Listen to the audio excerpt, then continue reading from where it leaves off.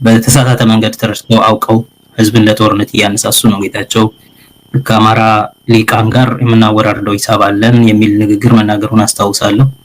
ከዛ በመነሳት ይመስለኛል የአማራ ህዝብ ጋር ሂሳብ እናወራርዳለን ብሏል ጌታቸው ረዳ ብለው ቀደም ብለው ገና ይሄ አሁን እነሱ የሚያወሩት የተኩስ አቁም እርምጃ ከመወሰዱ በፊት ጀምሮ እቺን እንደ መቀስቀሻ መሳሪያ አድርገው ሲጠቀሙባት ስለነበረ አሁን በቅርብ ለጋዜጠኞች በሰጡት ሰፋ ያለ መግለጫም ይሄንን ነገር አንስተው የሚወራረድ ሂሳብ የለም እንመክታለን፣ ወልቃይትና ራያን በሚመለከት በጉልበት ተወስዶብን ነበር፣ አሁን ወደ ክልሉ ተመልሷል።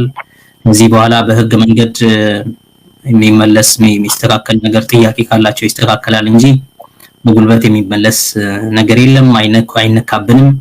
ለዚህ ደግሞ የአማራ ህዝብ ይመክታል ምናምን መሬቱን አይለቅም ወዘተ የሚል ጦረኛ ንግግሮች ሲናገሩ ነበር።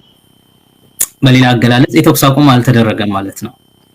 አብይም ይሄንን ጉዳይ አስመልክቶ ከዚህ በፊትም የበጌ ምድር ነው በማለት በክልሎች መካከል የቅራኔን ለመቀስቀስ ተጠቅሞበታል።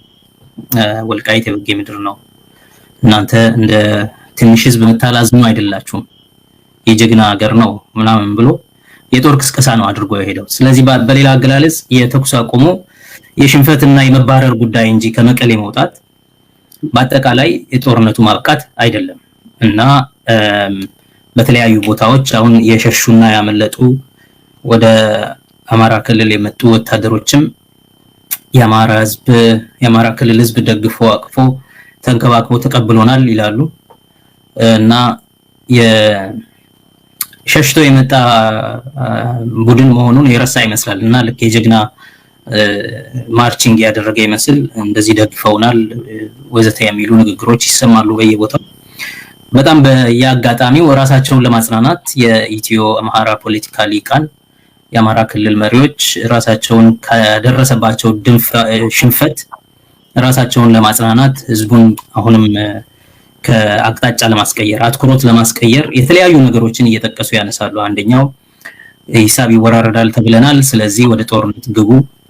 ሁለተኛ የግዛት ጥያቄ አድርገውት ጦርነቱን ወደ ግዛት ማስከበር፣ ወደ ወሰን ማስከበር ጦርነት እንዲሸጋገር ለማድረግ ይሞክራሉ። ሶስተኛ ከዚህ በፊት አብይ ሞክሮ እንደነበረው ምርጫውን እንደ አትኩሮት ዲፍሌክት ማድረጊያ መሳሪያ አድርጎ ለመጠቀም ነበረ፣ አልተሳካም።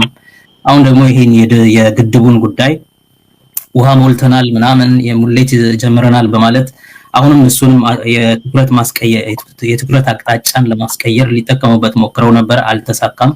አሁን ደግሞ በጸጥታው ምክር ቤት ውይይት ስለተደረገበት የግድቡ ጉዳይ በግብጽና በሱዳን እና በኢትዮጵያ መካከል ያለው ድርድር አቅጣጫው ምን መልክ መያዝ እንዳለበት ውይይት ስለተደረገበት በጸጥታው ምክር ቤት ስለተደረገበት እሱኑ ደግሞ እዛ ላይ አንድ የኢትዮጵያ ሚኒስትር ሄዶ ቀርቦ ስላስረዳ እሱን እንደ ትልቅ ድል አድርገው እሱን እንደ መጽናኛ እሱ ዙሪያ እስክስታ የሚወዱ ሰዎች እንዳሉ በየሚዲያው እየሰማን ነው።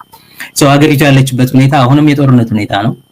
ኢንፋክት የተጋጋለ የማህበረሰባዊ ጦረኝነት አለ፣ የጦር ሰበቃ አለ፣ የክተት ጥሪ አለ በአማራ ክልል አትሊስት በተለያዩ ሊቃን ዘንድ በሀገሪቷ በአጠቃላይ የኃይል ተግባር የመጥራት ሁኔታ አለ።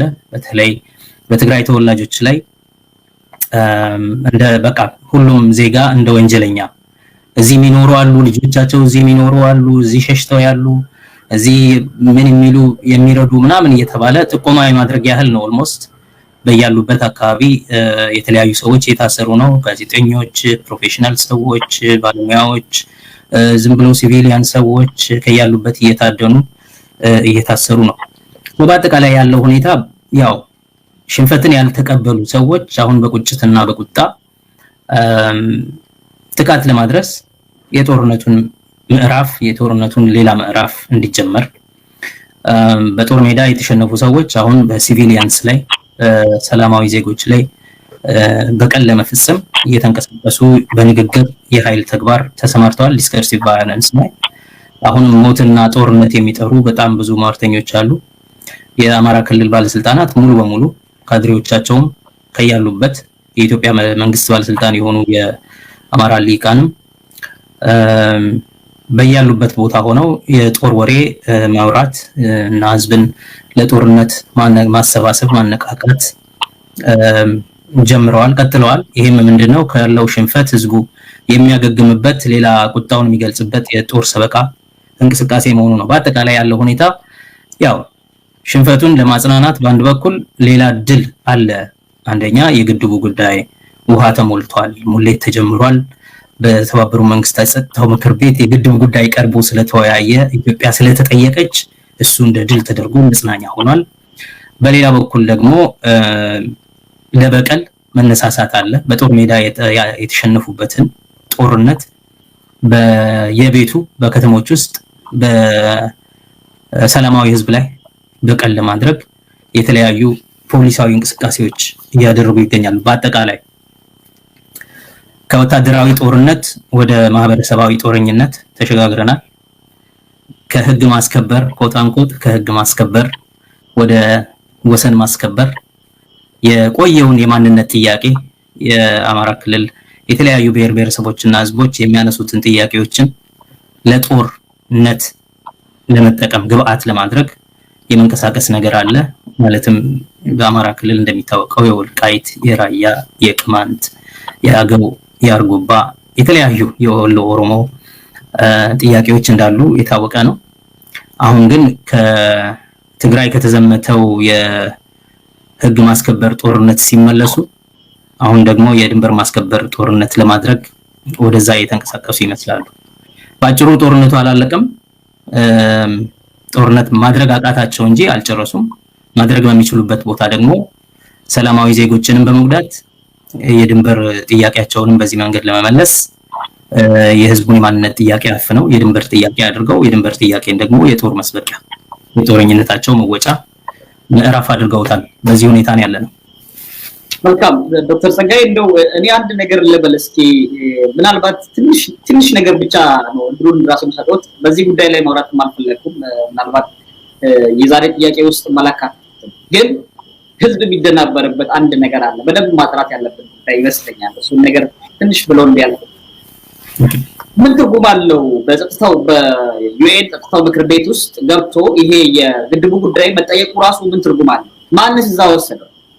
መጀመሪያ ከአፍሪካ ህብረት ማን ነጥቆ እዛ ደረጃ እንዲደርስ ያደረገው ማን ነው? እነዚህ ነገሮች ብቻ እስኪያቀርቡ ያስቀምጡልኝና ምናልባት በጣም የሆነ አዲስ ነገር የተፈጠረ ከአፍሪካ ህብረትን ግብጽና ሱዳን አንፈልግም ብሎ የሄዱ አስመስለው ነው ብዙ ነገር እያወሩ ያሉትና እሷን ነገር ብቻ አጠር አድርገው ያስቀምጡ።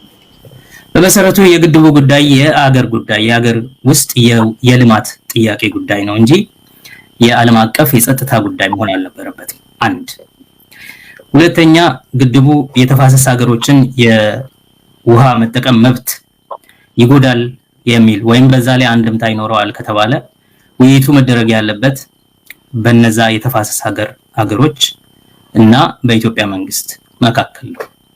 ለዚህ ውይይት ደግሞ ኮምፕሬሄንሲቭ ፍሬምወርክ አግሪመንት የተፋሰሱ ሀገሮች 10 የሚሆኑት ፍሬምወርክ አግሪመንት የስምምነት ማዕቀፍ የውይይትና የስምምነት ማዕቀፍ የሚባል ተስማምተውበት በዛ አግባብ አብዛኞቹ ሀገሮች ወደ ስምምነት እየመጡ የቀሩ ነገሮች ላይ ቴክኒካል ነገሮች ብቻ ነበር የቀሩ ነገሮች ላይ ቀጣይ ውይይት ይደረጋል የተባለ ያለ ይሄንን ነገር ሙሉ በሙሉ ለማስቆም በመፈለግ ማለት ነው የአሜሪካ መንግስት እንዲቆም ይፈልግ ስለነበረ እኛ ከአይኤምኤፍ እና ከወርልድ ባንክ ብድርና ድጋፍ እናሰጥሃለን በ2025 ባለ ሚድል ኢንካም አገር መካከለኛ ገቢ ካላቸው ሀገሮች መካከል እንድትቀላቀል የሚያስችልህን የልማት እርዳታ እናደርግልሃለን።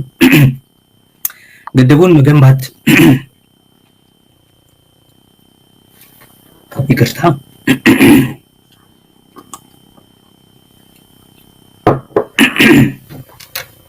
ግድቡን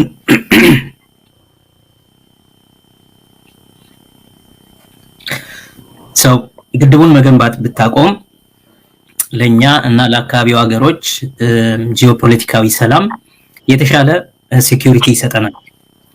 በተለይም በግብጽ ላይ ጫና ማሳደር ከሆነ እስራኤል እና ግብጽ ያላቸውን ስምምነት ስቲር ማድረግ እንችላለን ብለው ስላመኑ በተቻለ መጠን የግድቡን ጉዳይ ረገብ እንዲያደርገው ቃል ስለተገባለት በአሜሪካ ትሬጀሪ በኩል ነጥለው በሶቺ ላይ ከሶስቱ ሀገሮች ሁለቱን ሀገሮች ሱዳንና ግብጽን ብቻ ከፍሬምወርክ አግሪመንቱ ውጪ ማለት ነው በሶቺ ላይ ባለው ውይይት በራሻው ውይይት ወቅት ነው አብይ የአሜሪካ ትሬጀሪ ያደራድረናል ብሎ ከአፍሪካ ማዕቀፍ አውጥቶ ያሻገረው። አሁን የኢትዮጵያ መንግስት በትግራይ ላይ ጦርነት ካወጀ በኋላ የኤርትራ መንግስት በጦርነቱ ውስጥ በማስገባት የሀገር ውስጡን ጦርነት ወደ ቀጣናዊ ጦርነት ከቀየረው በኋላ በኢትዮጵያ እየሆነ ያለው የሰብአዊነት ቀውስና የጦርነት ሁኔታ በአጠቃላይ ቀጣናዊ ብቻ ሳይሆን የዓለም አቀፍ የጸጥታ ስጋት መሆኑ ተረጋገጠ። ስለዚህ የዓለም አቀፍ የጸጥታ ስጋት ከመሆኑ የተነሳ ኢትዮጵያ በተባበሩት መንግስታት የጸጥታው ምክር ቤት ውስጥ ውይይት ላይ ቀረበች በተደጋጋሚ። የመጀመሪያው ነገር በኢትዮጵያ ታሪክ በኢትዮጵያ የውጭ ጉዳይ ታሪክ ውስጥ በጸጥታው ምክር ቤት በዚህ ደረጃ የዓለም ደህንነት ስጋት ሆና ውይይት ሲደረግባት የመጀመሪያው ውይይት የነበረው በትግራይ ላይ የነበረውን ጦርነት የደረሰ ያለውን የሰብአዊነት ቀውስ እየተፈጸመ ያለውን የሰብአዊነት ወንጀል የጦር ወንጀል እና የዘር ማጥፋት እንቅስቃሴ ነው የሚመለከት ነው። አሁንም ይሄም ዓለም አቀፋዊ አንድምታ ስላለው ማለት ነው ሱዳንና ግብጽን የሚመለከት ስለሆነ ሱዳን ኦሬዲ በኢትዮጵያ የድንበር ወሰን ውስጥ ጦር አስቀምጣ ስላለች በዚህ ምክንያት ይሄ የግድብ ጉዳይ የልማት ጉዳይ ብቻ ከመሆን ይልቅ የኢትዮጵያ ሉዓላዊነት የውስጥ በኢትዮጵያ ሉዓላዊነት ውስጥ የሚያልቅ የውስጥ ጉዳይ ከመሆን ይልቅ የዓለም የጸጥታና የደህንነት አደጋ ጉዳይ በመሆን በተባበሩት መንግስታት ድርጅት ድረስ ቀርቦ መወያያ ርዕሶናል እና መወያያ ሲሆን ራሱ በጣም የሚያስደስት ነገር እንዳልሆነ የምታውቀው የውሃ ሚኒስትሩ የኢትዮጵያ በዛ መድረክ ላይ ቀርቦ ንግግሩን ሲጀምር ምናልባትም እኔ የመጀመሪያው የውሃ ሚኒስትር የጸጥታው ምክር ቤትን ለአድሬስ ለማድረግ በጸጥታው ምክር ቤት መድረክ ለመናገር የመጀመሪያው የውሃ ሚኒስትር እንዳልሆንኩ እርግጠኛ አይደለሁኝም ይላል። ምክንያቱም የውሃ ሚኒስትር የልማት ጉዳይ ሚኒስትር በጸጥታው ምክር ቤት ቀርቦ ንግግር የሚያደርግበት ሁኔታ በታሪክ የለም። ያውቀዋል፣ እሱ እንኳን አውቆታል። በልዩ ሁኔታ ኢትዮጵያ በሀገር ውስጥ የምትሰራው የልማት ግንባታ የዓለም አቀፍ ጸጥታ ስጋት ከመሆኑ የተነሳ በተባበሩት መንግስታት የጸጥታ ምክር ቤት አጀንዳ ሆኖ መቅረቡ በዚህ በግድቡ ዙሪያ ያለን የዲፕሎማሲ ብቃትና ብልጠት ምን ያህል ወድቆ ከእጃችን እንደወጣ የሚያሳይ ነው። የኢትዮጵያ የሉዓላዊነት በሶስት መንገድ ነው ኮምፕሮማይዝ ሊሆነው ዘንድሮ። አንደኛ በክህደት የኤርትራ ጦር ገብቶ የሀገሪቷን ዜጎች ሲወጋና ሲያሸብር፣ ሁለተኛ በሱዳን ድንበራችን ተደፍሮ እስካሁን ድረስ ማንም ሃይባይ ሲያጣ፣ ሶስተኛ የአገሩን ህዝቦች በመውጋቱ የተነሳ የሰብአዊነት ቀውስ ደርሶ ለአገሩ ህዝብ የሰብአዊነት ቀውስ የአገሩን ህዝብ የተጋረጠበትን የሰብአዊነት ቀውስ ማስተካከል ስላልቻለ አለመቻል ብቻ ሳይሆን ዓለም እንዳይረዳ መንገድ ዘግቶ ስላስቸገረ ሊኮነን በተባበሩት መንግስታት ድርጅት የገባበት ቦታ ነው። በተባበሩት መንግስታት ድርጅት የጸጥታ ምክር ቤት ለትችት ስትጠራ፣ ለወቀሳ ስትጠራ፣ ለማዕቀብ ስትጠራ፣ ለቅጣት ስትጠራ ኦኬ ያንተ ሉዓላዊነት ዋጋ ቢስ ሆኗል ማለት ነው። ማፍሰስ ጀምሯል ማለት ነው። ሌሎች ሰዎች ባንተ የውስጥ የጦርነት ጉዳይ፣ የሰብአዊ መብት አያያዝ ጉዳይ፣ የሰብአዊ ቀውስ አያያዝ ጉዳይ ሲወያይ ያንተ ሉዓላዊነት ፖረስ ሆኗል ማለት ነው። ማፍሰስ ጀምሯል። የሌሎችን እጆች ጣልቃ ማስገባት ጀምሯል ማለት ነው። ከዚህ አልፎ ደግሞ የውስጥ የልማት እንቅስቃሴ ትልቅ የልማት ፕሮጀክት በአግባቡ ተይዞ የአካባቢውን ሀገሮች ኮንሰንሰስ ጨምሮ ኮምፕሬሄንሲቭ ፍሬምወርክ አግሪመንት ኖሮት በዚህ አካሄድ እየሄደ የነበረን የተወሰነ ፐርሰንት ያለቀን የነበረን የልማት እንቅስቃሴ በአብይ ዩኒላተራል እስካሁን ድረስ በምን ምንነቱ ባልታወቀ የውይይት ሂደት የውስጥ የሚስጥር ዲፕሎማሲ በሶቺ ላይ አሜሪካ ታደራድረናለች ብለው ከኮምፕሬሄንሲቭ ፍሬምወርክ አግሪመንቱ ውጪ ከተፋሳሹ አገሮች የስምምነት ማዕቀፍ ውጪ ማለት ነው። አስቡ። ከዛ ደግሞ አልፎ ከአፍሪካ ህብረት የውይይት ማዕቀፍ ውጪ አውጥተው ለአሜሪካ የሰጠው ራሱ አብይ አህመድ እዛ የወሰደው እሱ መሆኑ ሳያል አሁን ደግሞ በጸጥታው ምክር ቤት ድረስ ለትችት ድረስ የደህንነት ስጋት እስከመሆን ድረስ ደርሶ ውይይት ተደርጎበት በአፍሪካ ህብረት ይዳኝ ሲባል ይሄንኑ ደግሞ ሴሌብሬት ያደርጋሉ። ከዚህ በፊት መጠየቅ ያለበት መጀመሪያውኑ ከአፍሪካውያን እጅ ማን አውጥቶት የአሜሪካ ትሬጀሪ ውስጥ ከተተው።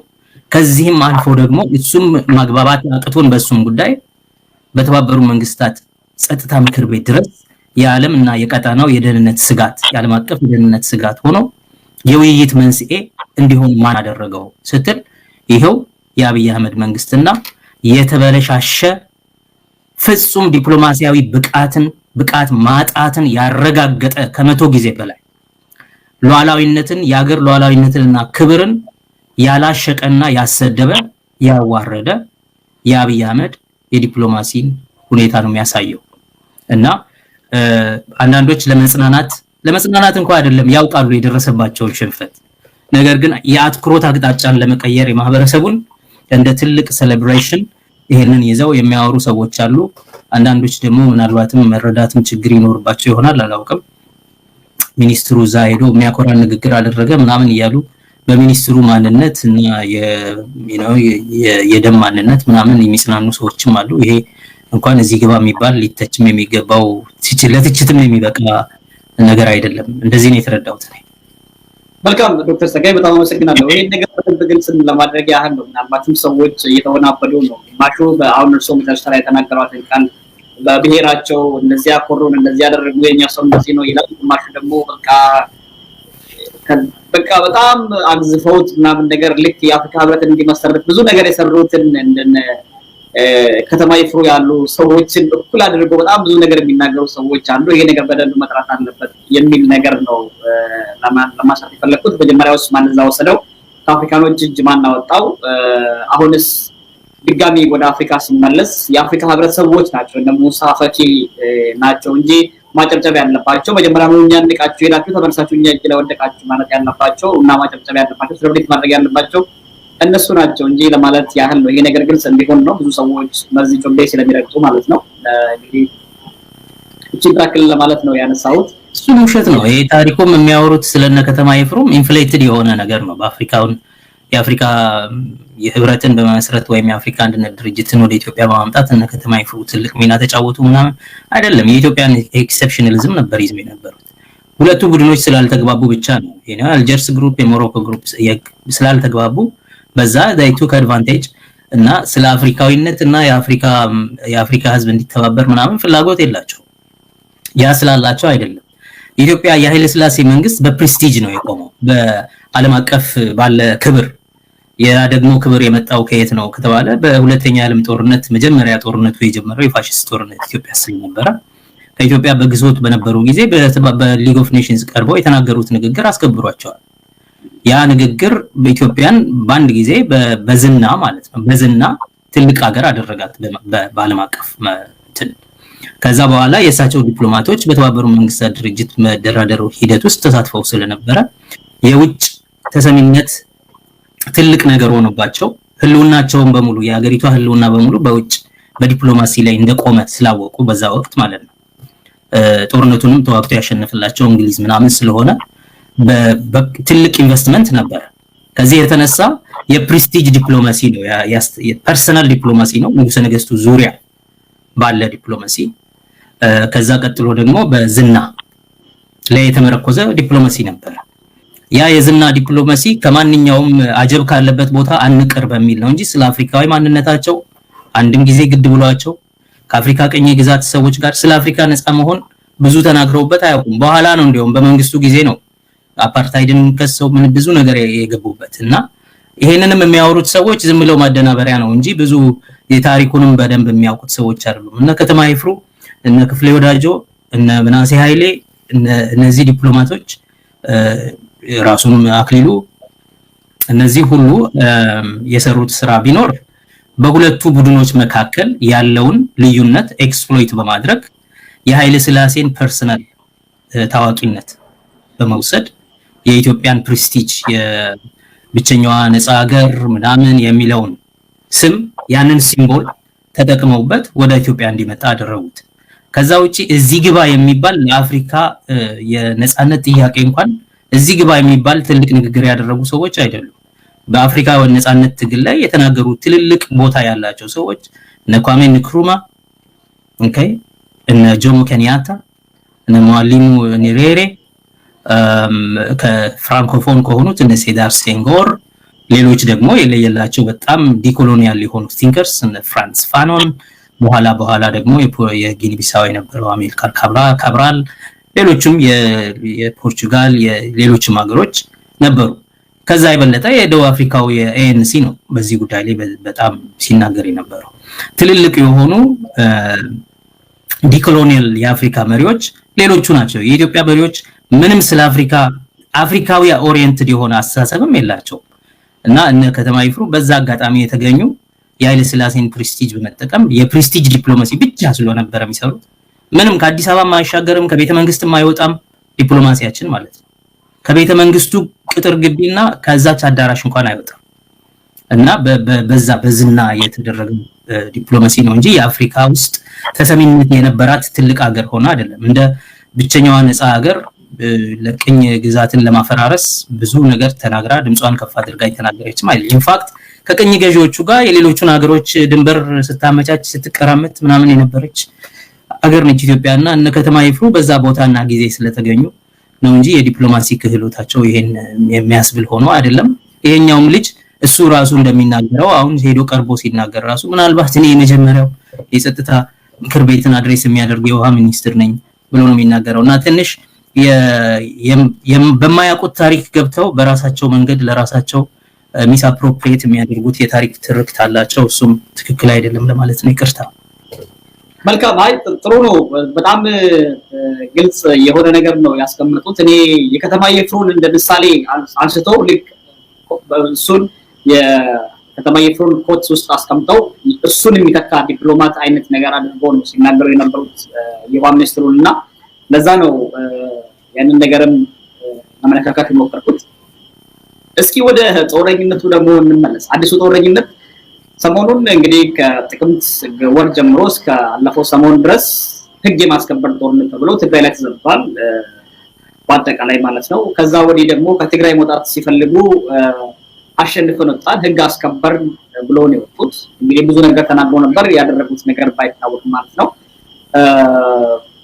ከዛ ጎን ለጎን ደግሞ ከዛ ሲመለሱ በአጠቃላይ ኦሮሚያ ላይ ጦርነት አውጆን ያሉት አሁን ኦሮሚያ ላይ ጦርነት እየተደረገ ነው በተለያዩ ቦታዎች። የኤርትራ ጦር የአማራ ልዩ ኃይል ጦርነት እየተደረገ ያለው በተለያዩ ግንባሮች ማለት ነው ኦሮሞ ነጻነት ጦር ጋር። አሁን ደግሞ በአማራ ክልል እንደ አዲስ ነገር ተደርጎ የክተት አዋጅ በሚመስል ምናልባትም አክቲቪስቶቻቸውና የማህበራዊ ሚዲያ አንቂዎቻቸው የክተት አዋጅ ብለው እስከ መጻፍ የደረሱ አሉ። የአማራ ሚሊሻ ከዳር እስከ ዳር እየተጓዘ ነው የሚገኘው ወደ ትግራይ ድንበር። ምን መልክ ሊኖረው ይችላል? አሁን የሚደረገው ጦርነቱን አብቅተናል ብሎ ሰውየው ተናግሮ ተመልሷል፣ አውጀዋል። የተናጠል ተኩስ አቁም ስምምነት ሁላ እንዳደረገ ለዓለም አቀፉ ሚዲያ አሳውቋል። ይሄ ከህግ ማስከበር ወደ ድንበር ማስከበር የተሸጋገረውን ጦርነት እንዴት ይገልጹታል? እንግዲህ ይሄ ጦርነት ከመጀመሩ በፊትም ወልቃይት አሁን የዚህ ዘመን አድዋችን ነች የሚሉ እንደዚህ አይነት ፕሮፓጋንዳ ሲነዙ የነበሩ ወልቃይትን እንደ መግቢያ ወደ ትግራይ ለመዝመት እንደ መነሻ እንደ መግቢያ እንደ ራሊንግ ግራውንድ አድርገው የሚያወሩ ሰዎች ነበሩ። እነዚህ አብዛኛው የአማራ ሊቃን ናቸው። ግን በአጠቃላይ የኢትዮጵያኒስት ስታብሊሽመንት ፖለቲካል ክላስ ይህንን አይነት ወሬ ሲያወሩ ነበር። ዋናው ነገር በዚህም በዛም ብለው ትግራይን መስበር አለብን ነው። በዚህም በዛም ብለን ትግራይን ለመስበር ምክንያት መፈለግ አለብን። ምክንያት ከምንፈልግበት አንዱ የወልቃይት ጉዳይ ነው የሚል ነው።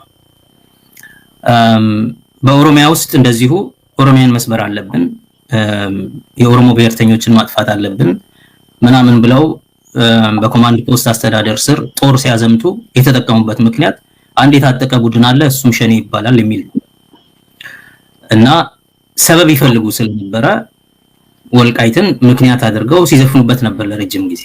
ወደ ትግራይ ለመሄድ ወደ ሰሜን ለመሄድ የሚያስገድድ አንድ ምክንያት እሱ ነበረ ተደርጎ የተወሰደው። ናው አይ ቲንክ መረሳት የሌለበት የወልቃይት እና የበራያም አካባቢ ተቀስቅሶ የነበረው የማንነት ጥያቄ በህግ አግባብ የሚያዝበት መንገድ አለው። አሁንም የሚፈልጉ ከሆነ በሰላማዊ መንገድ በህግ አግባብ የሚያዝበት መንገድ በደንብ አለው። የማንነት ጥያቄ ካለ ምክንያቱም በድንበር አካባቢ የሚኖሩ ሰዎች የተደራረበ ማንነት አላቸው እና የተደራረበ ድርብርብ ማንነት ስላላቸው እንዳስፈላጊነቱ የነን ድርብርብ ማንነት ወደዚህ ድንበር ሲሻገሩ እንደዚህ ነን ብለው ይጠቀማሉ። ወደዛ ድንበር ሲሻገሩ ሌላውን ቋንቋ የተናገሩ እንደዚህ ነን ብለው ራሳቸውን ይገልጻሉ። በዛ መንገድ ስትራቴጂካሊ የሚኖር ህዝብ ነው ድንበር አካባቢ የሚኖር ማንኛውም ወሰን አካባቢ የሚኖር ህዝብ። ከዛ የተነሳ ሁለት ወይም ከዛ በላይ የሆነ ማንነትን ደራርቦ በራሱ ላይ ይሸከማል። እዚህ ወልቃይቴ ነው። ትግርኛም ይናገራል፣ አማርኛም ይናገራል። ትግርኛ የሚናገረው ራሱን የበለጠ ከትግራይ ክልል ጋር አይደንቲፋይ ያደርጋል። አማርኛ የሚናገረው ራሱን አብልጦ ከአማራ ክልል ጋር ራሱን አይደንቲፋይ ያደርጋል። ናው ያ እንዳለ ሆኖ እዛ አካባቢ የሚኖር ህዝብ ማንነቴ አልተጠበቅም የሚል ሌጂቲሜት የማንነቴ ማለት ለምሳሌ ማንነት የሚገለጥበት ቋንቋ ነው፣ ባህል ነው ወዘተ ለምሳሌ ሌጂቲሜት የሆነ ትክክለኛ እውነተኛ የሆነ መነሳት ያለበት ኢሹ ካለ የትግራይ ክልል የሥራ ቋንቋ ትግርኛ ስለሆነ በአማርኛ ምን የምንናገር ልጆቻችንን ቤተሰቦች ልጆቻችንን በአማርኛ ቋንቋ ልናስተምር አልቻለም የሚል ከሆነ መሰረታዊ ጥያቄ ነው፣ የመብት ጥያቄ ነው፣ ህገ መንግስታዊ ጥያቄ ነው። ሁሉም ሰው በአፍ መፍቻ ቋንቋው ትምህርት ማግኘት አለበት። መሰረታዊ ጥያቄ። ይሄን ጥያቄ በአግባቡ ጠይቆ ማስፈቀድ በሎካል በአካባቢ መንግስት ደረጃ ትምህርት ቤት እንዲከፈትለት የትምህርት ቢሮውን ከዛም አልፎ ቢካሉ ደግሞ በህገ መንግስት ተረጓጎም አግባብ በህገ መንግስት ኮሚሽን በህገ መንግስት ተጣሪ ጉባኤ በክልሉ ጠይቆ ማስተካከል ይቻላል። የባህል ማክበር ጥያቄ በትግራይ ክልል የሚከበሩ በዓላት እንደዚህ ናቸው፣ አሸንዳ ነው እንጂ እንደዚህ ነው ሻዴ የለም ምናምን የሚባልም ከሆነ እሱንም በሚመለከት የባህል ቢሮን ጠይቆ በዓል አከባበር ስርዓት እንዲደረግለት ምናምን ማድረግ ይቻላል። የለም እዚህ አካባቢ የምንኖር ሰዎች ማንነታችን በመሰረቱ በቋንቋም በባህልም በታሪክም ከዚህ ክልል ጋር አይደለም መሆን ያለብን። አላግባብ ወደዚህ ክልል ተካለናል ካሉ ይሄም እንግዳ ጥያቄ አይደለም።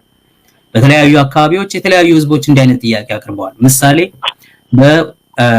ከሲዳማ ጋር የተካለሉ የጉጂ ዞን ነዋሪዎች በወንዶ ገነት አካባቢ፣ በወላይታ ክልል የተካለሉ የሲዳማ ዜጎች፣ በደቡብ ክልል በኦሮሚያ ክልል የተካለሉ የየም ህዝቦች ደቡብ መሆን ሲገባን የሚሉ ድንበር ላይ ስላሉ ነው።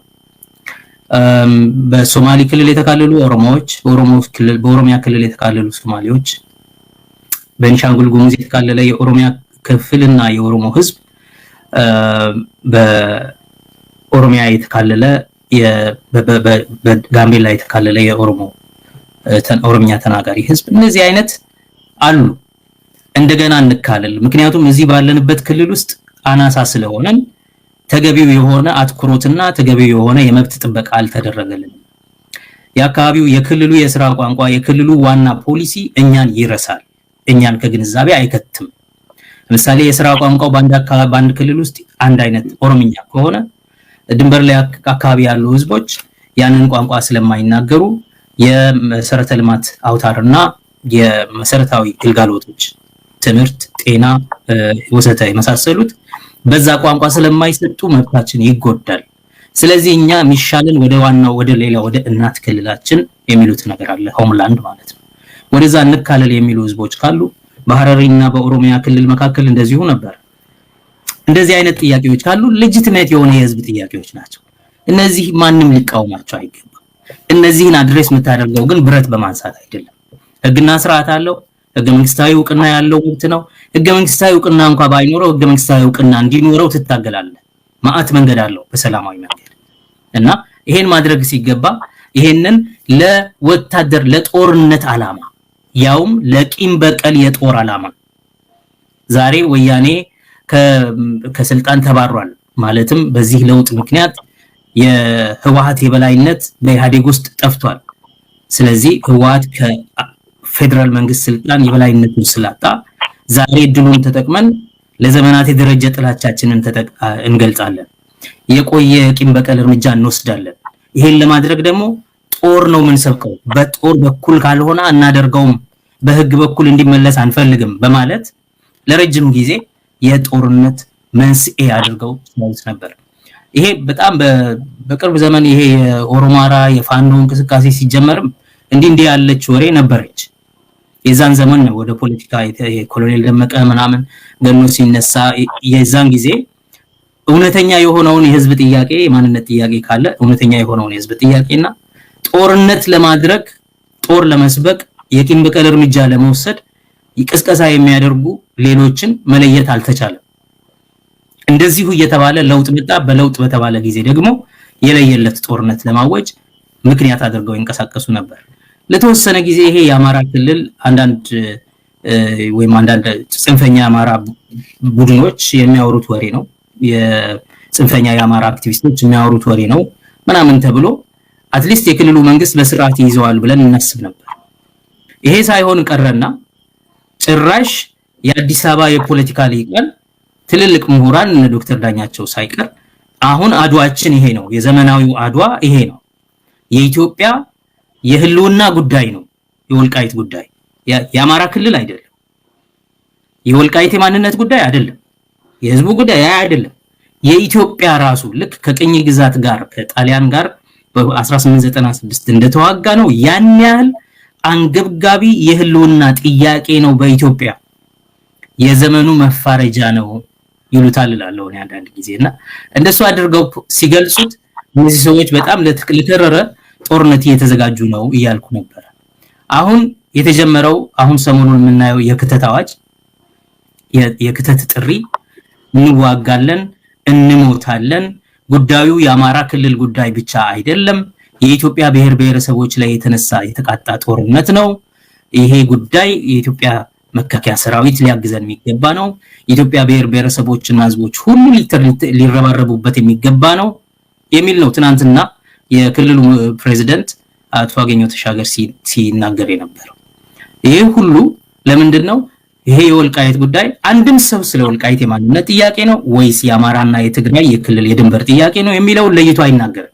ምክንያቱም ሁለቱ መለያየት አለባቸው። አንደኛ የህዝቡ የማንነት ጥያቄ ከሆነ የህዝቡ የት እንካለል የሚለው ጥያቄ ከሆነ ይሄ በህዝቡ ነው የሚወሰነው። ይሄ ደግሞ በሬፈረንደም ነው። በሬፈረንደም እንዲሆን ደግሞ የህግ አግባብ አለው፣ ሰላም መኖር አለበት፣ ዲሞክራሲያዊ አካሄድ መኖር አለበት።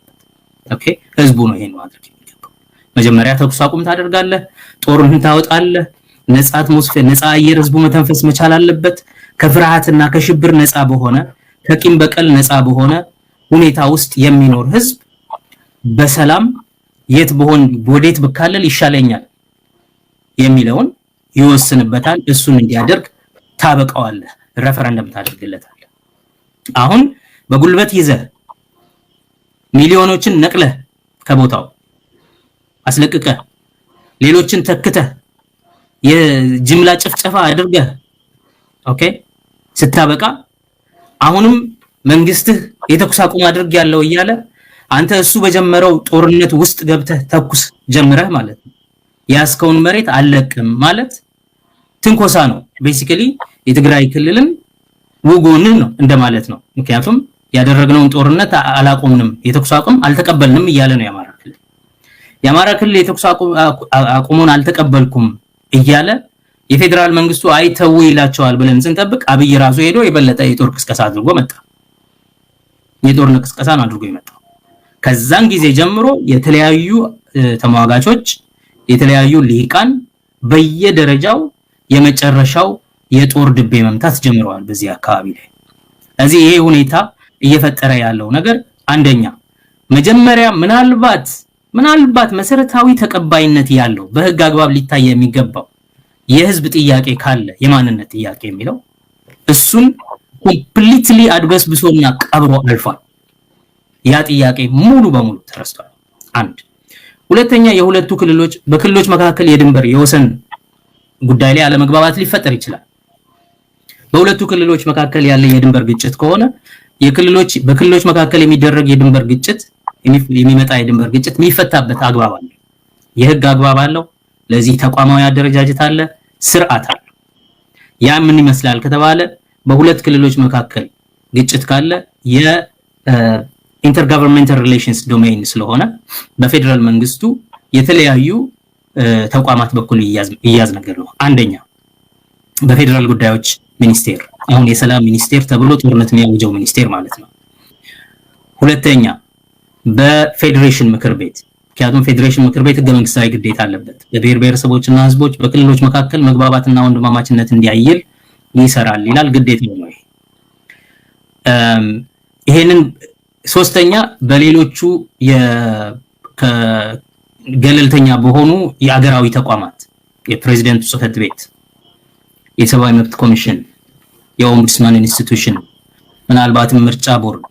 እንደሚታወቀው በእኔ እምነት ከዚህ በፊት ደጋግሜ ተናግሬያለሁ፣ እነዚህ በሙሉ አብይ ከመጣ በኋላ ሹመኛ የተሾመላቸው ሰዎች ስለሆኑ የአብይ ምርኩዝ እንዲሆኑ ተደርገው የተቋቋሙ ስለሆኑ ምንም ገለልተኛ አይደሉም፣ ነፃም አይደሉም ብዬ ነው። ያም ሆነ ይህ እንደ ህገ መንግስት ግን እንደ ህግ የሀገሪቱ ገለልተኛ ተቋማት ናቸው፣ በክልሎች መካከል ቢያንስ የሚያዳሉ አይደሉም ተብሎ ስለሚገመት እነዚህ ተቋማት የማደራደር፣ የማነጋገር፣ የመዳኘት ሊያደርጉ ይችላሉ። ሶስተኛ የኢትዮጵያ የፌዴራል ፓርላማው አሁን እንግዲህ ህጋዊ ስልጣን ያለው ፓርላማም የለም እንጂ ፓርላማው ለዚህ ጉዳይ የኮሚሽን ማቋቋም ይችላል። ኮሚሽን አቋቁሞ ይሄን ጉዳይ አጥንቶ አስፈላጊውን የመፍትሄ ሐሳብ ለምክር ቤቱ አቀርቦ በዛው መሰረት ምክር ቤቱ የሚበጅተውን በጀት መጅቶ የሚያደርገውን የእርቅ መንገድ አበጅቶ ነገሩን ማስተካከል ይቻላል። አሁን የወልቃይት ጉዳይ ብዙ ደም አቃብቷል።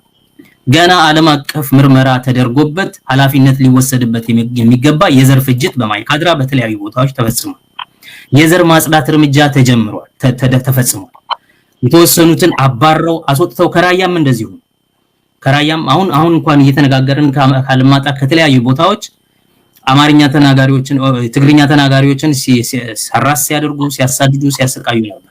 አሁን ከትናንት ጀምሮ ደግሞ እንዲሁም የትግራይ ተወላጆች አሁን የህወሓት ሰዎች ይመጣሉ እና እነሱ ሲመጡ ንብረታችንን ያወድማሉ እንደዚህ ያደርጋሉ ብለው አማራዎቹን ደግሞ እያሸሹ ነው።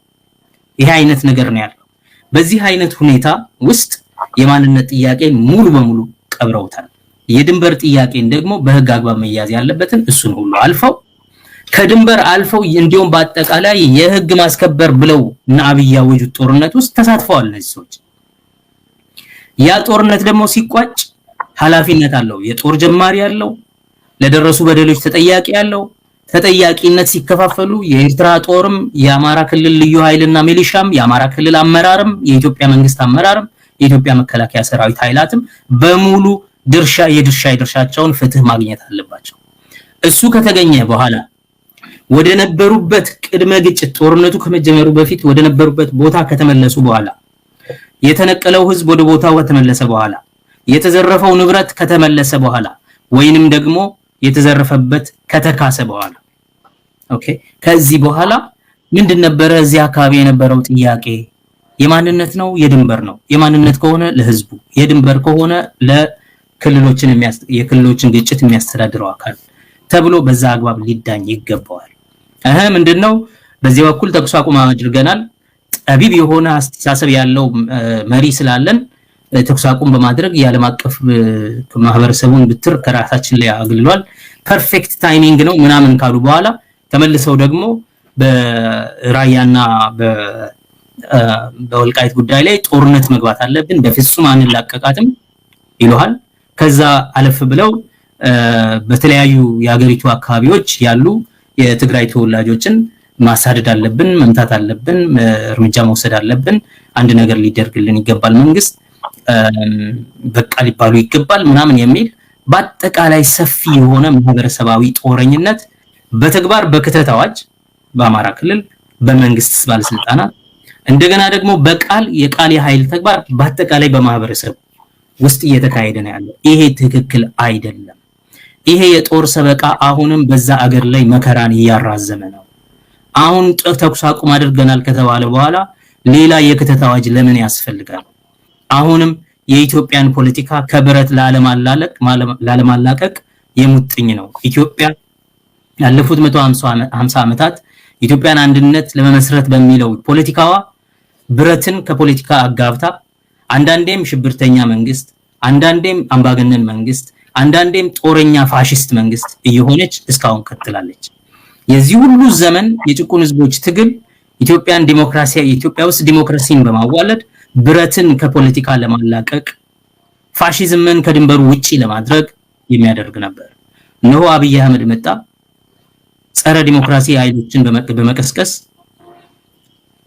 የድንበር ዘለል የፋሺስት ጥምረትን በመፈጸም እንደገና ፖለቲካን ከህግ መንግስትና ከህግ የበላይነት ይልቅ ወደ ብረት ከዲሞክራሲ ይልቅ እና በህዝብ ፈቃድ ከመመራት ይልቅ ወደ ጉልበት በመውሰድ አሁን እንደገና ያምጥ እዚህ ጋር እንዲመጣ ሆኗል። እንደምታውቀው የኦሮሞ ተቃውሞ እንቅስቃሴና የነበረው የሽግግር ተስፋ አንዱ ለአንዴና ለመጨረሻ ጊዜ ኢትዮጵያ ውስጥ ብረትን ከፖለቲካ ለማራቅ፣ ወታደሮችን ከፖለቲካ ለማራቅ፣ ፖለቲካን ከብረት ለማፋታት የነበረ ምጥ ነበር። ያንን ምጥ ወዴት ይሄዳል? ፍኖተ ካርታ ይኖረዋል ወይ? ወደ ዲሞክራሲ እንራመዳለን ወይ ብለን ስናስብ አቅጣጫውን ቀይሮ እንደገና የብረት ናፍቆት፣ ሚሊዮኖች ይሞታሉ እንጂ እናቶች ያለቅሳሉ እንጂ ህፃናት ይማልቃሉ እንጂ ኢትዮጵያ ትቀጥላለች በሚል የብረት ፖለቲካ ቀጥሎበት ነው አሁንም መንግስታዊ ብረታዊነት ማህበረሰባዊ ጦረኝነት ውስጥ ዘፍቆናል። ይሄ ያሳዝናል። This is the tragedy of the ages, the anti-climax of the Oromo protest movement, unfortunately. መልካም ዶክተር ጸጋይ እንግዲህ አመሰግናለሁ። በአጠቃላይ አሁን እየተደረገ ያለው በደንብ አስቀምጠውታል። እኔ እንደውም ይሄ የድንበር ጉዳይ ማለቅ ያለበት በምንድን ነው የሚለውን ነገር ለማንሳት ነበረ። እሱንም በህግ አግባብ ነበር መደረግ ያለበት፣ እሱም አልተቻለም። እሱም እንዳይደረግ ተደርጓል። ከዛ ቅድሚያ የሚደረጉ ጉዳዮች አሉ። ጦር ተሰብቋል። ከጦርነትም አልፎ ደግሞ እዛ አካባቢ ግድያዎች ተፈጽመዋል። ያንን ግድያ የሚያጣራ ገለልተኛ አካል መቋቋም አለበት፣ በማያጣራ በተለያዩ ቦታዎች ማለት ነው። ስለዚህ መንገድ ሁሉ ዘግተውታል። እንግዲህ ፖለቲካና ጠመንጃን አጋብቶ ነው እየሄዱ ያሉት የሚል ነገር አስቀምጠዋል። እስኪ ሰሞኑን ወደ መነጋገሪያ ወደ ሆነ ጉዳይ ልውሰዶት።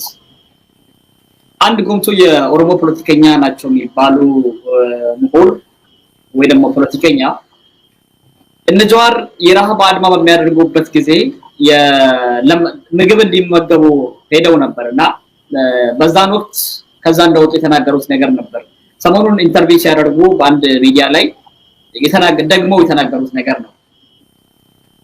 ህዝቦች በረሃብ በሚያደርጉበት አገር ውስጥ የረሃብ አድማ ማድረግ ትርጉም የሌለው ትግል ነው የሚል ነገር ነው ያስቀመጡት። የእውነት እንዲህ የሚባል ከአንድ ፖለቲከኛ የሚጠበቅ ንግግር ነው?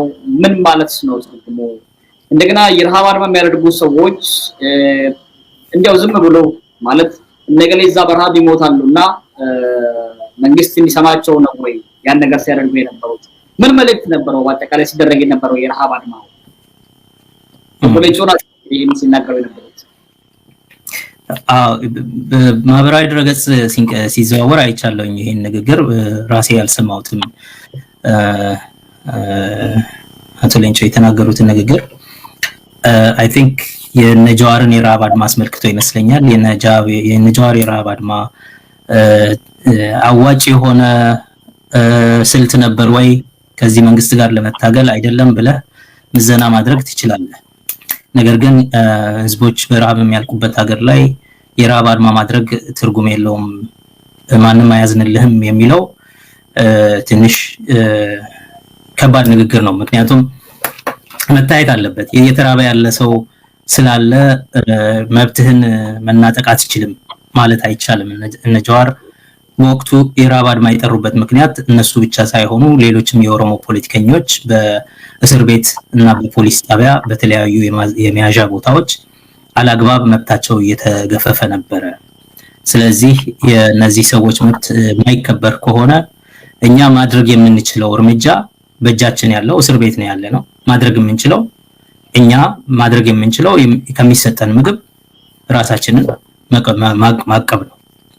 ስለዚህ ያንን በማድረግ አሳሪዎች ለእስረኞች መብታቸውን እንዲያከብሩ ማስገደድ፣ በእነሱ ላይ ጫና ማሳደር የሚል ነው። ናው ያንን ለማድረግ ሁለት ነገር ነው። አንደኛ እኛ ዛሬ ብንታሰርም ታጋዮች ነን የሚል መልእክት ለማስተላለፍ ነው። ታጋዮች ነው። ታጋይ ደግሞ እስር ቤት ሆነ እስር ቤት ሳይሆን ሆነ በያለበት ቦታ ይታገላል። ለምን? ለቆመለት መርህና ለመብቱ አንገቱን እንደማይደፋ እንደማይንበረከክ ማሳየት አለበት እና መብቱ ተረግጦ ከሚኖርበት ሁኔታ ይልቅ ቢሞት ይሻለዋል የሚል ነው። ስለዚህ መብት የሌለኝ ሰው ሆኜ ተለማምጬ ከምኖር መብቴን ዲፌንድ አድርጌ ለመብቴ ተሟግቼ በረሃብ መሞት ክብር ነው ከሚል ነው። ሰዎች በብዛት የሚሞቱበት ሀገር ስለሆነ እኔም እሞታለሁ ብሎ ሰው ትግልን ማቆም የለበትም። ስለዚህ ነጃዋር በመርህ ላይ የተመሰረተ የረሃብ ጥሪ ያደረጉት ያዋጣል አያዋጣም ሌላ ነገር ነው። እኔ አያዋጣም የምልበት ምክንያት በሚሊዮኖች የሚቆጠር ሰዎችን ለረሃብ አንድ ክልልን በሙሉ ለረሃብ አጋልጦ በሚሄድበት ሀገር ለምሳሌ ዛሬ ማለት ነው ያኔ ሳይሆን ዛሬ ባለፉት ጥቂት ዓመታት ብቻ በጣም ብዙ ሰዎችን የገደለ መንግስት ጀዋርን ሊገድል ሞክሮ ህዝብ እሱን ተቃውሞ በወጣለት ብቻ ራሳቸው በመንግስት ባመነው መሰረት 186 ሰው ያህል የገደለ መንግስት ጀዋርን ለመግደል ተሞክሮ ማለት ነው። የጸጥታ ጠባቂዎቹን ለማንሳት በተሞከረ ዋዜማ ማለት ነው ያደረገ መንግስት ሌላውን ትተነው ማለት ነው። ሌላውን ግድያ አጫሉ በሞተ ማግስት ብቻ በደረሰው ተቃውሞ ወደ 600 ምናምን ሰውን በመንገድ ለመንገድ ደፍቶ የገደለ መንግስት ኦኬ ከ150 ሺህ ሰው በላይ ያለቀበትን ጦርነት ያካሄደ መንግስት ህሊና የለው አሁንም የሞት ፕሮፓጋንዳ የጦር የእልቂት ፕሮፓጋንዳ የዘር ማጥፋት ፕሮፓጋንዳ የሚነዛ መንግስት ጀዋር ሞተ እከሌ ሞተ ብሎ አዝኖ ማለት ነው ይሞትብኛል ብሎ ተሸማቆ ፈርቶ የእስረኞችን ሰብአዊ መብት ያከብራል ብሎ ማመን ለኔ አይ ቲንክ የዋህነት ነው። እንደ ስልት አይሰራም ብዬ ነው። እንደ ስልት ለምን የረሃብ አድማና የሲቪል ዲስኦቢዲየንስ እርምጃዎችን የምትወስደው ምን ስታምን ነው? በኔ ስቃይ የኔ ስቃይ አሰቅቆት ህሊናውን ቻሌንጅ ያደርገዋል። ህሊናውን አስገድዶ ወደ ቀጥተኛ መንገድ እንዲመጣ የኔ መከራ ያስገድደዋል ብለህ ስታስብ ነው የሰላማዊ የፖለቲካ እንቅስቃሴ የምታደርገው እንደ ረሃብ አድማ ያለ ናው። ይሄ ነገር ምንድነው? አንድ ጊዜ እንደዚህ ሆነው የሚለው አንድ ስቶክሊ ካርማይክል የሚባል የብላክ ፓንተር ፓርቲ መስራች ከነበሩ ሰዎች ብላክ ናሽናሊዝም የአሜሪካ ነገር የመሰረተ ሰው ከዶክተር ማርቲን ሉተር ኪንግ ጋር ያንተ ምን ይለያል? ያንተ የፖለቲካ ተቃውሞ ምን ይለያል ሲል እኔ ከሱ ጋር ያለኝ ልዩነት እሱ ሲቪል ዲስኦቢዲየንስን ይከተላል፣ ሰላማዊ የሆነ ትግልን ይከተላል። የሱ ሰላማዊ ትግል ሲገድሏችሁም ዝም ብላችሁ ሙቱ፣ ተቀመጡ፣ ፖሊስ አትነሱ ይላችኋል። ባቡር ትሄዱ በተባላችሁበት ትሄዳላችሁ። ባስ ውስጥ ተነሱላቸው ለነጮች የሚባል ቦታ አትነሱም። ከዛ ይመቷችኋል፣ ይገድሏችኋል። አዎ ይግደሏችሁ ነው የሚለው። ለምን ሲባል የኛ መከራ our suffering የአገሪቱን ህሊና የአሜሪካን ህሊና ይሞግትና አሜሪካ ወደ ቀጥተኛው መንገድ ወደ ትክክለኛው መንገድ እንድትመለስ ያስገድዳል የሚል እምነት አለው ይላል ስቶክሊ ካርማይክል። ይሄን ካለ በኋላ ኳሜ ቱሬ ነው በኋላ ስሙ ተቀይሮ በኋላ አፍሪካ ሀገር መጥቶ ነው ከአንቲ አሜሪካን ኮሚቴ ከሀገር ስላስወጣው አፍሪካ ሀገር መጥቶ ነው በ94 ዓመቱ አርጅቶ የሞተው። ኳሜ ቱሬ ምን ይላል? በዛን ጊዜ ስቶክሊ ካርማይክል ነው ስሙ፣ ወጣት ልጅ ነበር። ዶክተር ማርቲን ሉተር ኪንግ በብዙ ነገር ትክክል ነው፣ በዚህ ላይ ግን ልክ አይደለም ይላል። ለምን አለ? አሜሪካ እንደዚህ አይነት የጥቁሮች ስቃይ ህሊናዋን ሞግቶ ወደ ቀጥተኛው መንገድ እንድትመለስ ንስሐ እንድትገባ የሚያስገድዳት ህሊና ሲኖራት ነው። እኔ እስከማየው ድረስ ይላል እሱ as far as I'm concerned America does not have a conscience። ህሊና የላትም።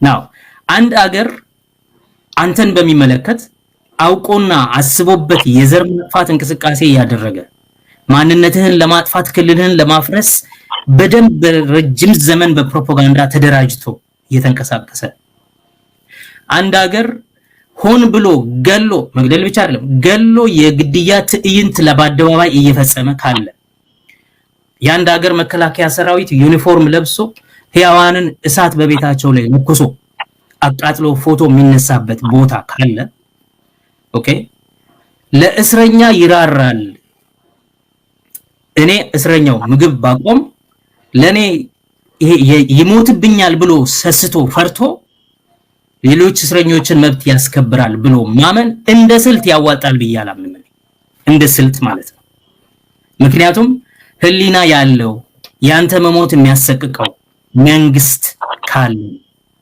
አንተን ለመግደል ሞክሮ የነበረ ሰው አንተን እንዳይገድል አንተን ደግፈው ሰልፍ የወጡትን ሰዎች ረሽኖ የጨረሰ ሰው እንዲያውም ደግሞ ለሱም አንተን ተጠያቂ ለማድረግ እድሜ ልኩን ሲጥር የነበረ መንግስት ህሊና አለውና አሳዝነዋለሁ ይራራልኛል ብሎ ማመኑ የስልት ስህተት ነው ብዬ አምናለሁ ነገር ግን በመርህ ግን ደረጃ ትክክል ናቸው በመርህ ደረጃ ትክክል የሚሆኑት ለምንድን ነው እስር ቤትም ውጭም እኛ የኦሮሞ ህዝብ ታጋዮች ነን እስር ቤትም ውጭም የኦሮሞ ልጆች ሰባዊ መብት ሲገፈፍ እሱን እንሞግታለን እስር ቤትም ውጭም ለመርህና ለመብታችን እንቆማለን እስር ቤት ሆነን ለመብት መቆም የምንችለው ደግሞ እኛ ያለችንን ነፃነት ነው መስጠት የምንችለው የምንሰጠው በእጃችን ያለ ነገር ህይወታችን ነች ህይወታችንን ደግሞ ምግብ ባለመብላት ለአደጋ እናጋልጣትም ከሆነ እናጋልጣታለን ለምን ለመብታችን ቆመን እየተሟገትን መሞት ክብራችን ስለሆነ ትክክል ስለሆነ በሚል ይሄን አድርገዋል ስለዚህ ይሄንን በደንብ የተረዳ ሰው እንደ አቶ ሌንጮ ያለ ሰው እንደዚህ ያለ ንግግር አይናገርም መናገር የለበትም ብዬ አምናለሁኝ አቶ ሌንጮን በጣም ማከብረው ሰው ነው እንደ አባቴ የማየው ሰው ነው በነገራችን ላይ ነገር ግን በዚህ ንግግሩ ትክክል አይደለም በመርህ ደረጃ የኦሮሞ ፖለቲከኞች በመርህ ደረጃ ለክብራቸው ብለው ህይወታቸውን አሳልፈው ለአደጋ ሲያጋልጡ ይሄንን እንደቀላል ማየት አግባብ አይደለም በስልት ትክክል አይደለም ሄዶ ለመምከር ብሎ መምከር ትክክል ነው ከዛ ባለፈ ግን ለመምከር ሞክሯል ለመምከር መሞከሩ ትክክል ነው ነገር ግን ከዛ ባለፈ ብዙ ሰው በሚያልቅበት ሀገር አንተ የረሃብ አድማ በረሃብ የሚያልቅበት ሀገር ለዚያው የረሃብ አድማ ማድረግ ማንንም አያስደነግጥም ብሎ የነሱን የመርህ እንቅስቃሴ ማንኳሰስ ለአቶ ሌንጮ ክብርም የሚመጥን አይደለም ለራሱ ሌጋሲም የሚመጥን አይደለም ትክክለኛ ንግግር ነው ብያለሁ ይበለጠውን ግን ራሱን አቶ ሌንጮ እንድትጠይቀው ነው የተሻለ መልካም ምናልባት እንግዲህ እኔም ይሄን ነገር በደንብ ግልጽ እንዲሆን ነው ምናልባት እሳቸውስ ለማለት የፈለጉት ምንድነው የሚለው ነገር በደንብ ቢብራራ ምናልባት እድሉ ካገኘው ምናልባት ጠይቃለሁ ምን ማለት ፈልገው ነው የሚለው ነገር እድሉ ካገኘው ነው ጠይቀው ካለው ግን አሁንም ሌላ ነገር ተናግረዋል ኦቦ ሌንጮም እንዲሁም ዶክተር ዲማ ነገው አንድ የሚያመሳሰላቸው ነገር ተናግረዋል ሁለቱ ኦቦ ሌንጮ ምንድነው ያሉት አሁን ያለው የኦሮሞ ፖለቲካ ፓርቲዎች በአዲስ ትውልድ መተካት አለባቸው አሁን ያሉት ፌል አድርገዋል የሚል አይነት ንግግር ያለው ነገር ተናግረዋል ዶክተር ዲማ ነገውም ደግሞ ምንድነው የሚሉት አሁን ያሉት የኦሮሞ ፖለቲካ ፓርቲዎች ለስም አሉ እንጂ የሉም ለስም ግን አሉ ከዛ ውጪ የሉም የሚል ነገር ተናግረዋል የእውነት የኦሮሞ ፖለቲካ ፓርቲዎች አሁን ያሉበት ሁኔታ ምን ይመስላል ማለት እንግዲህ እነዚህ ነገሮችን ለማየት ምናልባት ወደ ኋላ ትንሽ መለስ ብሎ ማየት ያለብን ይመስለኛል ኖፌኮ የሚቀሳቀሱበት ኦነግ ቢሮዎችን በሚከፍትበት የነበረውን ነገር ያስታወሰው አይመስለኝም ምናልባት ዛሬ ላይ ያለውን ነገር ምን ለማለት ፈልገው ነው እንዲህ ያሉት እነዚህ ትልልቅ ፖለቲከኞች የሚለውን ነገር እስኪ እርስዎ እንዴት ይረዱታል I think ከራሳቸው ልምድ የተነሱ ይመስለኛል የራሳቸው ልምድ የሚያሳየው የነሱ ፓርቲ ለስም አለ እንጂ የለም ራሳቸውም ተናገሩ እንደሚባሉት በእጃችን ላይ ሞተች ፓርቲያችን ብለው ያምናሉና ለዛም ነው አንዳንድ አባሎቻቸው ከብልጽግና ጋር ተደምረው የብልጽግና ፈቀላጤ ሆነው ያሉት እንደነ ሌንጮ ባቲ አይነቱ ኦዲኤፍ የኦሮሞ ዴሞክራሲያዊ ግንባር የሚባለው ድርጅት ልክ ነው ለስም ብቻ ነው ያለው ለዚህም ነው ከትግል ውጪ የሆኑት በራሳቸው ልክ ሌሎችን መስፈር ከፈለጉ ይሆናል እንጂ ሌሎቹ ፓርቲዎች ምን ያህል ድጋፍ እንዳላቸው ምን ያህል አባላት እንዳላቸው አገር ውስጥ ያለውን እንቅስቃሴ ማየት በቂ ነው የኦሮሞ ፌደራሊስት ኮንግረስ ለረጅም ዘመናት ምን አይነት የኦሮሞ ወጣቶችን ሲያንቀሳቅስ በምን አይነት ደረጃ ሲያንቀሳቅስ እንደነበረ የሚታወቅ ነው። እነ ጀዋር እስከታሰሩበት ጊዜም ድረስ ደግሞ እነ ጀዋር በክልሎች ውስጥ እየዞሩ ከህዝብ ጋር መተዋወቅ በጀመሩ ጊዜ በምን አይነት ስሜት ህዝብ ተቀብሏቸው ያስተናግዳቸው እንደነበረ የሚታወቅ ነው። ከዛ የተነሳ የምርጫ ቦርድን ጠርቶ አብይ እንዲሁም ቅስቀሳ እያደረጋችሁ ስለሆነ የቅስቀሳ ጊዜ ሳይጀምር እያደረጋችሁ ነው አቁሙ እስከመባል የደረሰበት ሁኔታ ነው ያለው። ስለዚህ የስም ፓርቲ ነው ለማለት ያንን ማዕበል መርሳት ይመስለኛል። የኦሮሞ ነጻነት ግንባርም እንደዚሁ ለረጅም ዘመናት በሚፈልገው ደረጃ ድል አላመጣ ሊባል ይችላል አስመራ በነበረ ጊዜ። ነገር ግን ከተመለሰም በኋላ ምን ያህል ድጋፍ እንዳለው በተለያየ ጊዜ አሳይቷል። ከዛም በኋላ ምን ያህል ሰው ወጣት እየተመዘገበ አባል ለመሆን እየሞከረ እየተደራጀ እንደነበረ የሚታወቅ ነው። በየአካባቢው መሪዎቹ በተንቀሳቀሱ ቁጥር በምን አይነት ድጋፍና አጀብ እንደሚሄዱ በምን አይነት ሳክሪፋይስ ወጣቶች ልጆች እንደሚንከባከቧቸው ያዩ ይመስለኛል። ከዛ ባሻገር መሪዎቻቸው በአገሪቱ ዙሪያ እየታሰሩ በእስር ቤቱን ሞልተው እንዳሉ ይታወቃል። ኢንፋክት መንግስቱ እነሱን ከመፍራቱ የተነሳ ሁለቱን ገፍቶ ከጨዋታ ውጪ እንዳደረጋቸው መሪውን በቁም እስር እንዳኖራቸው የሚታይ ነው። የኦፌኮ አመራር ከዶክተር መረራ ጉዲና በስተቀር በሙሉ እስር ቤት እንዳለ የሚታወቅ ነው። የኦፌኮ አባላት ካድሬዎች ጽህፈት ቤቶቻቸው ተዘግተው በያሉበት አካባቢ ታስረው ለዚህ ነው እስከ 50 ሺህ የሚደርስ የኦሮሞ እስረኛ በእስር ቤት ሊገኝ ይችላል ዛሬ የምንለው የኦሮሞ ፖለቲከኛ እስር ቤት ይገኛል የምንለው እኮ አብዛኛው የኦፌኮ ታሳሪ ነው። ከዛ ባሻገር የኦነግ አባላት ናቸው ወይም ደጋፊ ናቸው የተባሉ ሰዎች በሙሉ በተገኙበት ሲረሸኑ፣ ሲገደሉ፣ ሲሳደዱ፣ ሲሰቃዩ አይደለም እነሱ ቤተሰቦቻቸው በልጆቹ ምክንያት ሲታሰሩ፣ ሲገደሉ፣ ሲዋከቡ የምናየው ነገር ነው። እና እነዚህ ፓርቲዎች በስም ብቻ ነው ያሉት የሚለው ማህበረሰቡ እንደ ማህበረሰብ የኦሮሞ ህዝብ እንደ ህዝብ በእነዚህ ፓርቲዎች መፈክርና በእነዚህ ፓርቲዎች ዙሪያ እየከፈለ ያለውን መስዋዕትነት እንደማጣጣል ነው። ልክ ነው፣ እነዚህ ፓርቲዎች መታደስ አለባቸው። ልክ ነው፣ እነዚህ ፓርቲዎች በተሻለ አደረጃጀት መደራጀት አለባቸው። ልክ ነው፣ እነዚህ ፓርቲዎች በበቂ ደረጃ ህዝብን እያደራጁ ነው ብዬ አላምንም። ጀዋር በኦፌኮ ውስጥ ከተቀላቀለ በኋላ የጨመረው ነገር ምንድነው ብትል የማነቃቃት ስራውን ቀድሞ ሲሰራ የነበረውን በአክቲቪስትነት በተሟጋችነት ሲሰራ የነበረውን የማነቃቃት ስራ እንዳለ አቅሙን ይዞ ኦፌኮ ውስጥ ከቶ አሁንም በኦፌኮ ትሪፖች በኦፌኮ ውይይቶችና ከህዝብ ጋር የነበረ ግንኙነት ላይ የምታየው ነገር ያንን የማነቃነቅ የማንቀሳቀስ የሞቢላይዜሽን ስራ ነው ሲሰራ የነበረው። ለረጅም ዘመን ተኝቶ የነበረና የሞቢላይዜሽን ስራ ላይ ደካሞች ናቸው የኢትዮጵያ ፖለቲካ ፓርቲዎች በአጠቃላይ። የማነቃነቅና የማንቀሳቀስ ስራ ላይ ብዙ ጎበዝ አይደሉም። ማደራጀት ግን ኃላፊነታቸው ነው ብለን እናምናለን። ተሟጋቾች ህዝብን ያንቀሳቅሳሉ፣ ለተወሰነ አክሽን ዳይሬክት አክሽን ለድርጊት ያንቀሳቅሳሉ።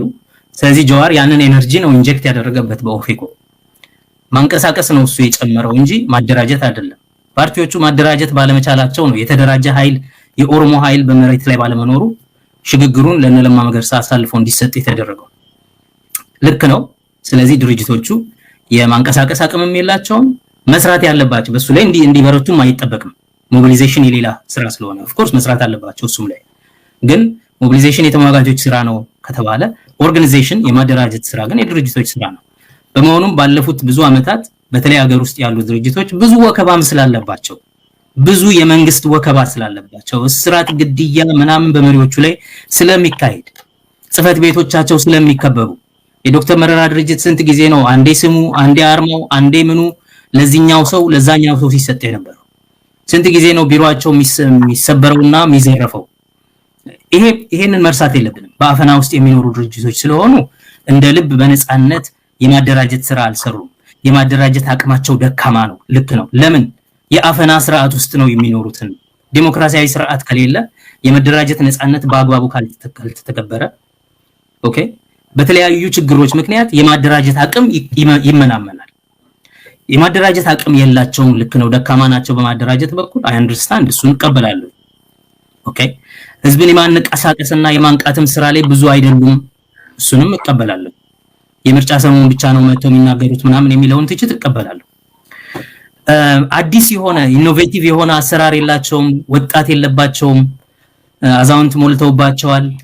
በድሮ መንገድ ነው የሚንቀሳቀሱት። ከአዲሱ ትውልድ ጋር ኮኔክት አያደርጉም፣ ብዙ አይቆራኙም ምናምን። ይሄንንም ትችት እቀበላለሁ። ከዚህ ባለፈ ግን እነዚህ ድርጅቶች የስም ድርጅቶች ናቸው የሚለው ትችት ሊገልጸው የሚችለው እውነት ካለ ስለ ኦሮሞ ዴሞክራሲያዊ ግንባር ብቻ ነው እንጂ ስለሌላ ማንኛውም ፓርቲ ሊገልጽ አይችልም።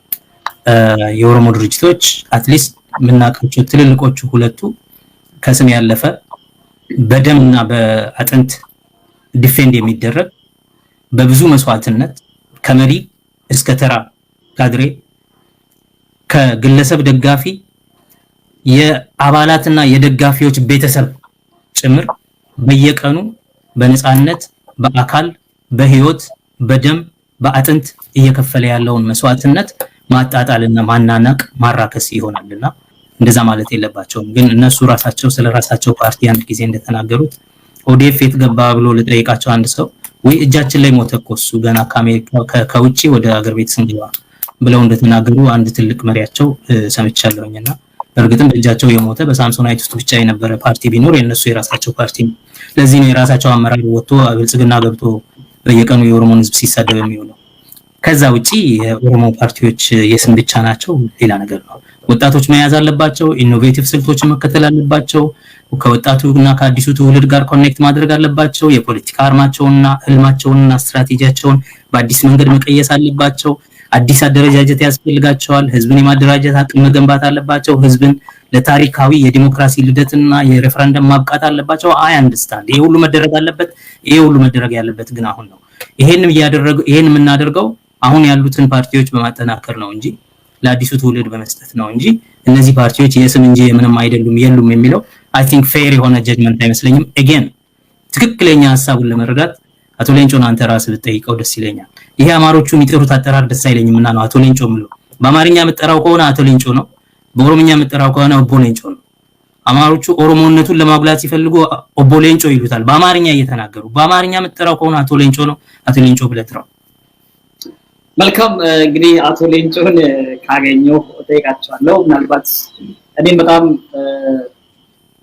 ምናልባት እድሉ ካገኘው ላናገራቸው ወይ ደግሞ ልጠይቃቸው ፈልጋቸው ትልቅ የፖለቲካ ምሁር ናቸው ብዬ የማምን በጣም ማከብራቸው ሰው ናቸው። ምናልባት ቻንሱን ካገኘው ለማናገር እሞክራለሁ። እንግዲህ የነሱ ንግግር አይደለም እኔ እዚህ ሚዲያ ላይ እንድናገር ከርሶ ጋርም እንድንወያይበት የነሱ ንግግር አይደለም እዚህ ያመጣኝ። በእነሱ ንግግር ጮቤ የሚረቅ በእነሱ ንግግር የኦሮሞ ህዝብ ላይ የኦሮሞ ፓርቲዎች ላይ ውሃ ለመቸለስ የሚራወጥ አካል ስላየው ነው ይሄንን ነገር እዚህ ያመጣሁትና ፌል ለማድረግ ወይ ደግሞ ለመከላከል ወይ ደግሞ እነሱ ያሉበት መንገድ ምን ያህል ሌላው ኦሮሞ ጋር አለ ሌላው እይታ ምን ይመስላል የሚለውን ነገር ለማምጣት የፈለኩት ለዛ ነው እንጂ ኖርማሊ እነሱ የተናገሩበት መንገድ ምክንያት አላቸው። ምናልባት የጠየቃቸው ሰው ለምን እንደዚህ ያልክ ምክንያቱን ብሎ በደንብ ማጣራት ያለበት ይመስለኝ ነበር። ግን እነሱ እቺ ቃል ስለወረወሩ ብቻ ያችን ቃል ወስደው የኦሮሞን የፖለቲካ ኤሊቶች የኦሮሞ ፖለቲካ ፓርቲዎች ትልልቅ ምሁራኖችንና ለዚህ ትግል ህይወታቸውን መስዋዕትነት ያደረጉ ቤተሰቦቻቸውን የበተኑ ሰዎች ላይ የሚዘባበቱ የዛኛው ቤተሰቦች ስላሉ ነው ይሄንን በዚህኛው መንገድ ሲገለጽ ምን ይመስላል እነዚህ ፓርቲዎች ያላቸው አቋም ምንድነው እነ ጀዋር ነው በበቀለ ገርባ እነ ለሚቤኛ እነ ኪምሳ ያና እነዚህ ሰዎች የከፈሉት ሳክሪፋይ ምን ይመስላል ዋጋው ምን ያህል ነው በኦሮሞ ቤት ውስጥ የሚለውን ነገር በደንብ ለመግለጽ ነው ይሄን ነገር ያነሳሁት። ሁለቱ ፖለቲከኞች ምናልባት እድሉን ካገኘው ለምን እንደዚህ ያላችሁ ብዬ በመስለኛ ጥያቄ የምጠይቅ ይሆናል። እድሉን ካገኘው ነው ይሄንን ምናልባት አገር ቢስላሉ ላይ መታችሁ ይችላል። እንግዲህ ጥያቄዎችን ጨርሻለሁ። ዶክተር ጸጋይ ሰዓት በጣም እንዳሌሎት አውቃለሁ። ዛሬ በጣም አስረዝሜያለሁ። ምናልባት ባጭሩ የሚሉት ነገር ካለ እድሉ ልስጥ። አንድ ነጥብ ብቻ እነዚህ ጮቤ የሚረግጡት